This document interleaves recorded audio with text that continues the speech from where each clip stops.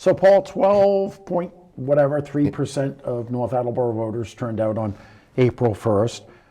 There's another big election. I would anticipate the turnout being much higher, and that is to build a new North Attleboro High School. Those in favor of a new North Attleboro High School say, hey, square footage and so on doesn't even meet the requirements now that DESE and the Massachusetts MSBA, I almost said MBTA, MSBA require now. Critics say it's Attleboro envy. Attleboro has a new school, so people think we need a new high school as well. Do you think the April 1st vote has any indication of what we'll see on June 3rd? Yes, I do. But speaking of Attleboro envy, there was a lot of criticism against the $263 million they spent for the Attleboro High School, which came in $1 million under budget and on time. Hasn't been much criticism since. Everyone has been incredibly happy with that school, and I can understand, people concerned about their tax rates, their property tax rates. That's a legitimate concern. But having a brand new high school would be a great deal for North Attleboro. I wish they did it a few years ago, before the supply chain issues and such. It would have been much, much cheaper.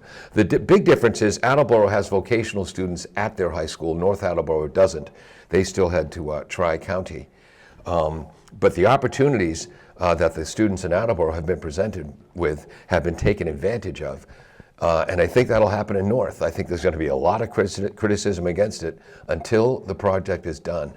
And I think after that, there's going to be a lot of support for it. Mike, tea leaves from April 1st?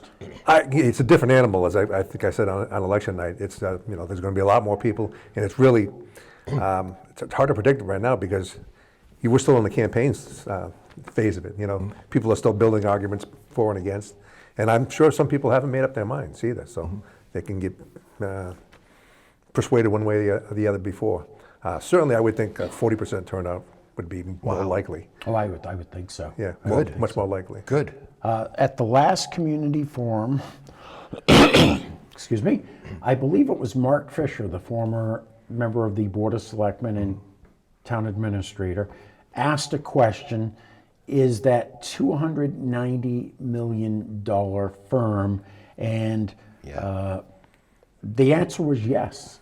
If we have to go with a less expensive carpet, we will, which I hate when North Attleboro does that.